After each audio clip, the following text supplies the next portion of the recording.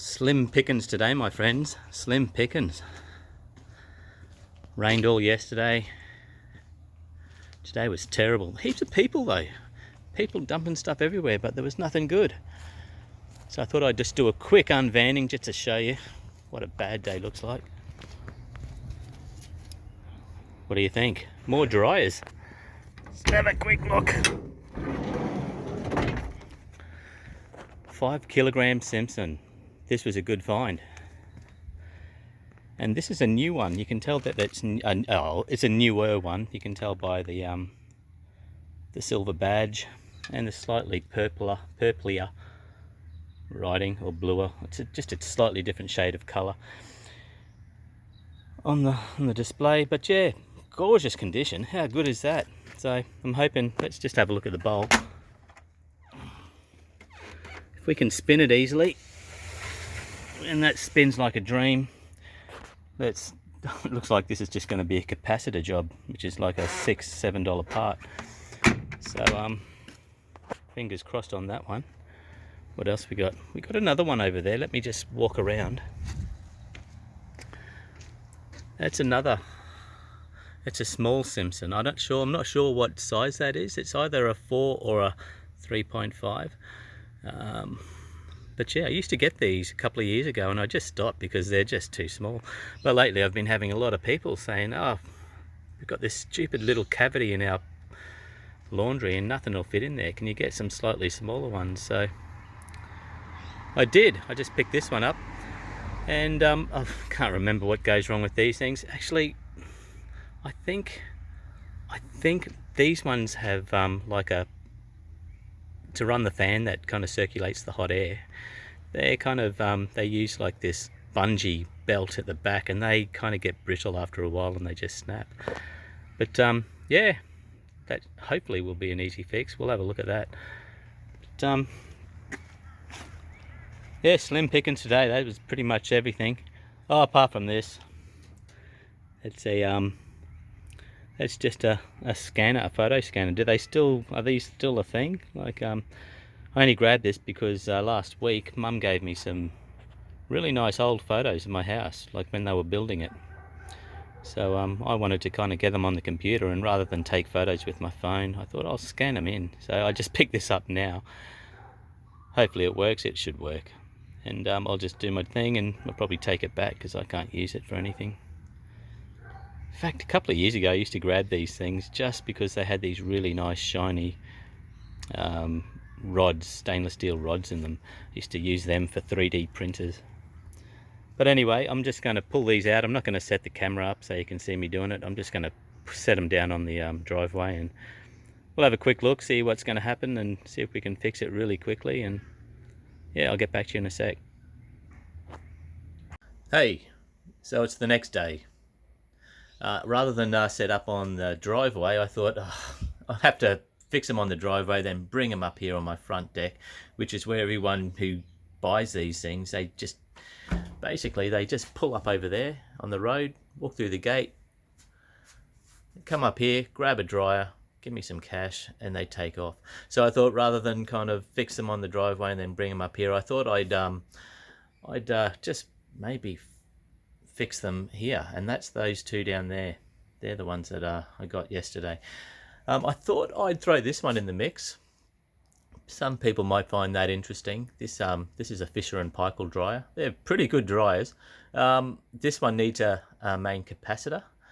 So, and I haven't tested this one at the bottom yet, but I'm suspecting that probably needs a capacitor capacitor as well. And this one, I'm not sure yet, but my money's on a broken bungee. Like, that's the what I was saying earlier about like a bungee belt at the back that drives the fan. So what I thought I'd do is maybe fix them while you guys are with me, and it might help some people. So I think I'll attack this one quickly, because if there's going to be an easy fix here between these three, I reckon this is probably it. So I might just set you down here. Let's just So what we'll do is we'll plug it in and see what's happening.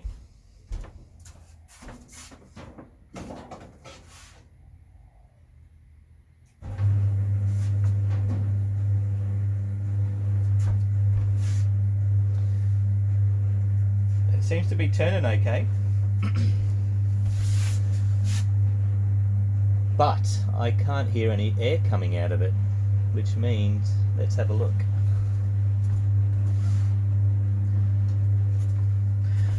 Yeah, so there's no air coming out of that, so I would say that that is a broken bungee. So that could be a pretty easy fix. What I'll do is set that down there.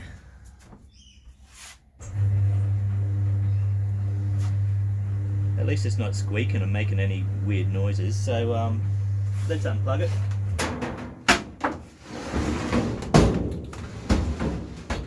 Spin her around. Now, now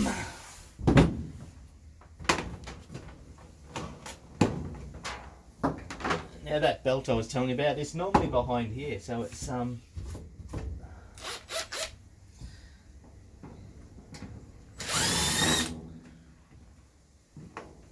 only 2 screws.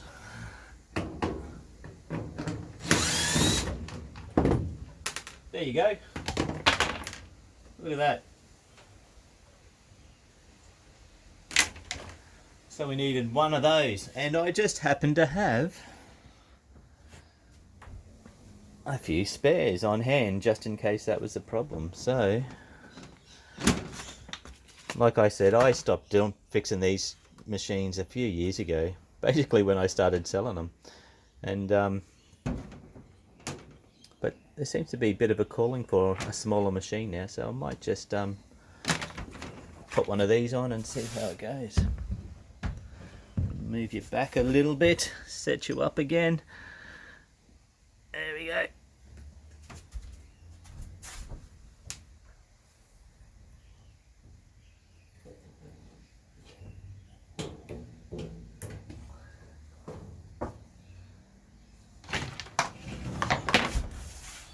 I'm not even going to test it until I've put this back on, because I know that's the problem.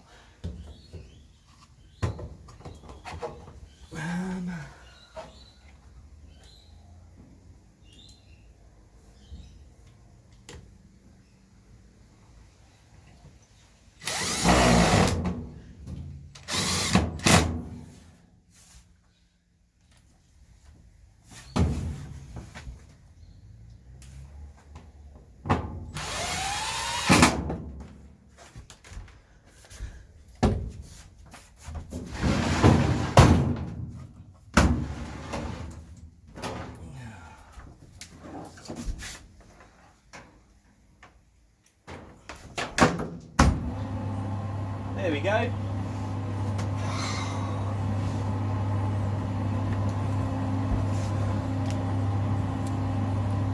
All fixed. I can feel the air hitting my face as we speak. This machine's got like a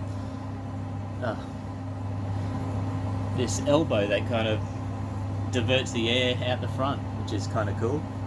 But yeah, that's a fix. What did that take us? Maybe 40 seconds.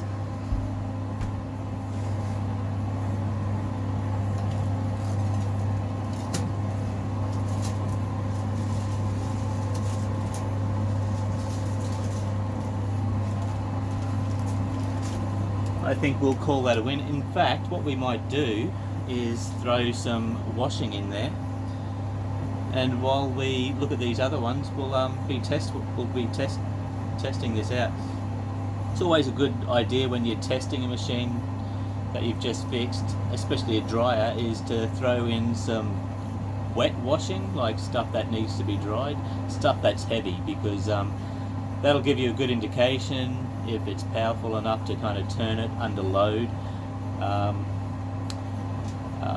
Yeah, and if you throw in dry stuff, it's pretty light. It's like half the weight. So when you throw in heavy stuff, it kind of, you get to see if the capacitor's any good. If the capacitor's no good, then it won't turn around. It will just start humming, and I think that's what's going to be the problem with this Simpson here. But Let me just grab some washing because I do have some on hand here somewhere. Hang on. The cool thing is about this machine, I just found out it's a 5 kilo. That's nuts. It's so small. So that's a really popular size. Everyone wants the 5 and 6 kilo machines.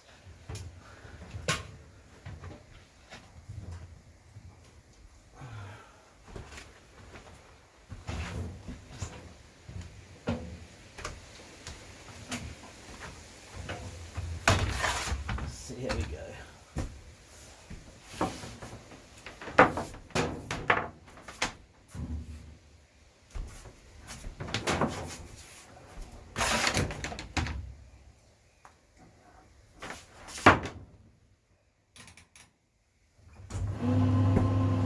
That's a strong capacitor.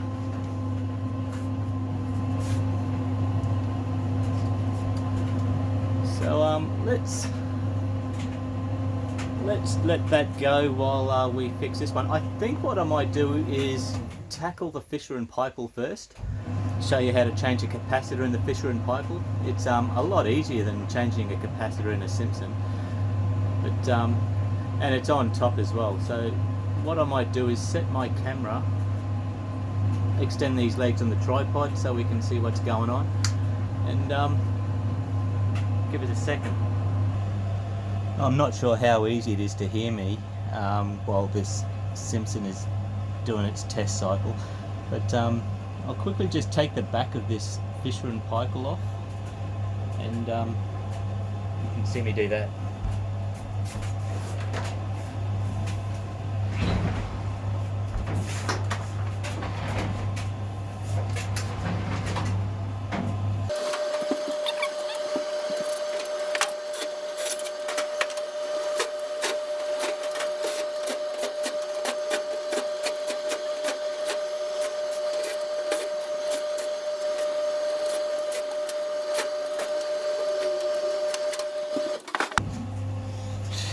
That dryer was obviously open before. All the screws were in the wrong places, and there's different screws from God knows what. Oh look, someone's actually been in here and labelled everything. How nice of them. But yeah, that's weird. I've never come across that before. Anyway, listen, I'm going to stop this Simpson from doing a test thing because it's too loud. I'll just open the door. Alright, that's better. But okay, let's see. I don't know how far we can get down here. Now if we can get in here. Now I'll show you where the capacitor is in this machine. A lot of people miss it because you can't actually see it face on. But this is it here. It's actually on the other side connected to this bracing. So we want to get that off, and I'll show you. This is actually like it's a really weird way they've put it on. But all you need to do is squeeze these two ends together and it basically falls off, comes off. But getting one of these Fisher and Paykel capacitors out is actually a lot more difficult than it sounds. Hang on. Because they face them the other way. The wires only just reach the capacitor. So you have to, it's really weird. You have to use two hands, and you have to get two hands in there, because what you want to do first, this is a really good tip by the way, is try to take the wires off the terminals at the back. Hang on a second, I'll show you what a capacitor looks like.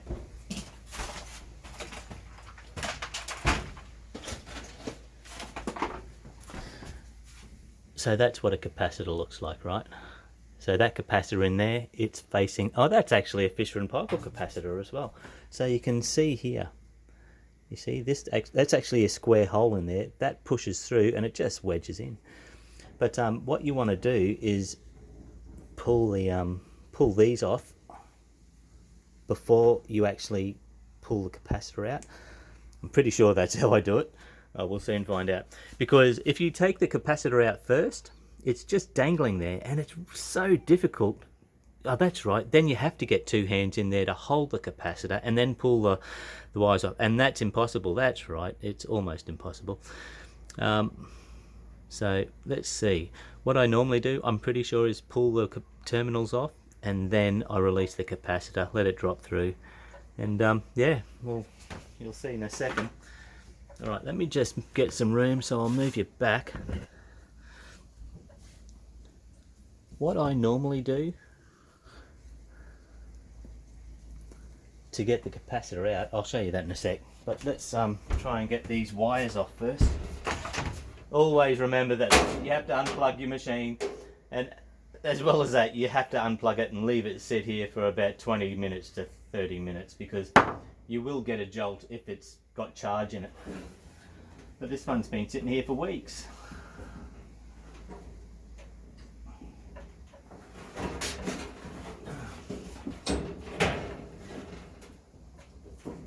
Okay, got one off, two off, so it's free. Now what I use, you can just use a pair of pliers, normal long pliers, but I like using these things, these type of pliers that have a bit of a hook to them, bent nose pliers.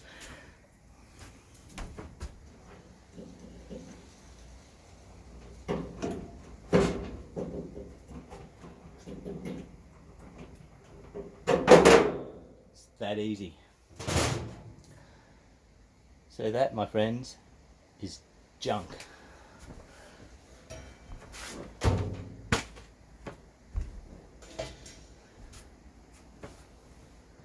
Now what we want is a fresh capacitor.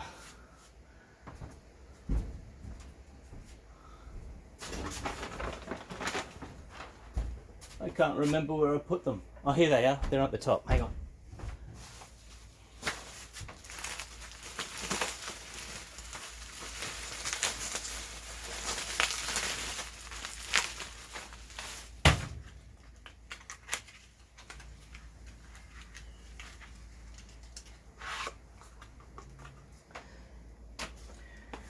Now with these Fisher and Paykel, with any machine, you have to put the right capacitor in. People put the wrong capacitors in them all the time. It's nuts.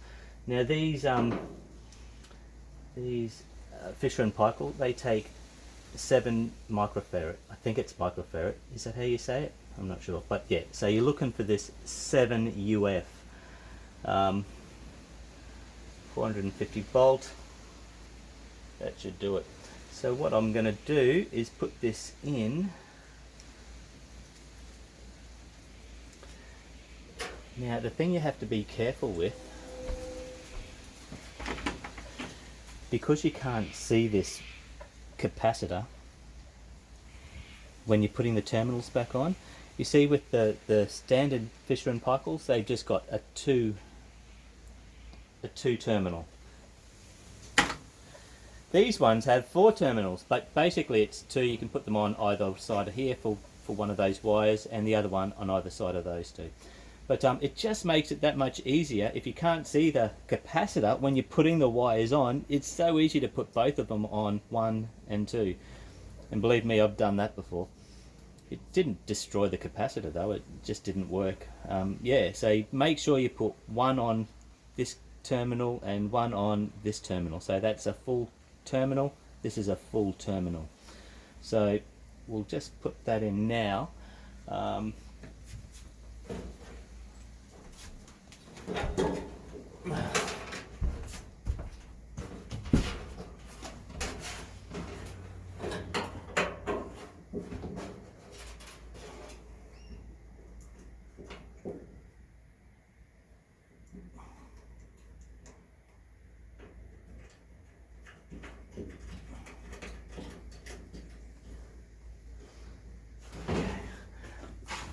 Now I just need to tighten that nut. The only way I know how to really tighten, you can probably use a shifter, but I use these ring spanners. Well, they're not really ring spanners, ratchet spanners I think they're called. I like the way that they can go like that, and you can just kind of tighten it like this.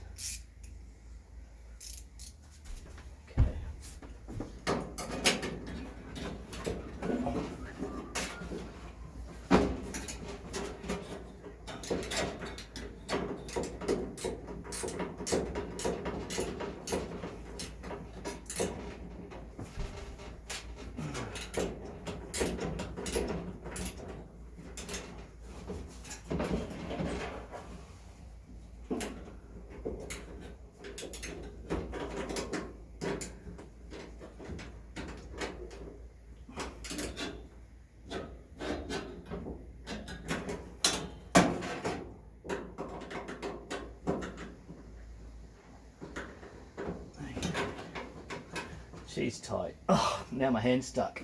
Ah. Alright, so we need to put the terminals back on, and remember what I said.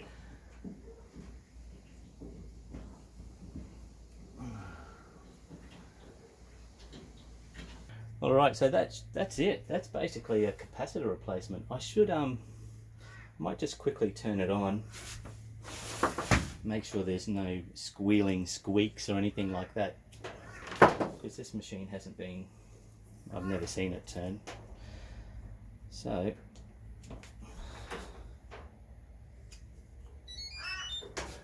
that's a good sign.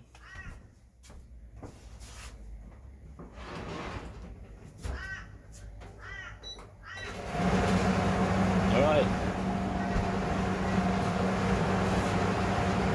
It sounds good.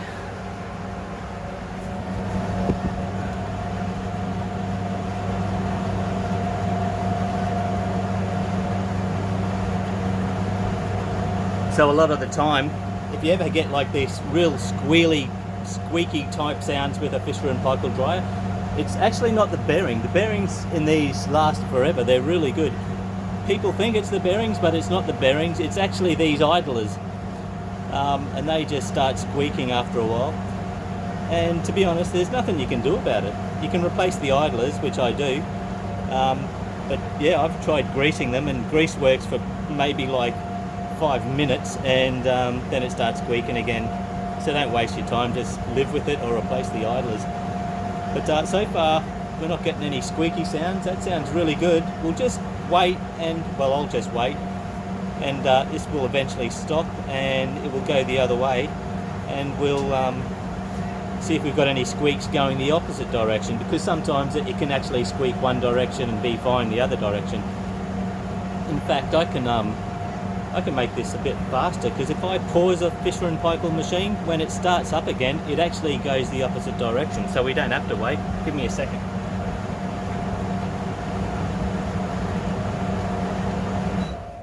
Alright, if I play it again, it'll go the other way.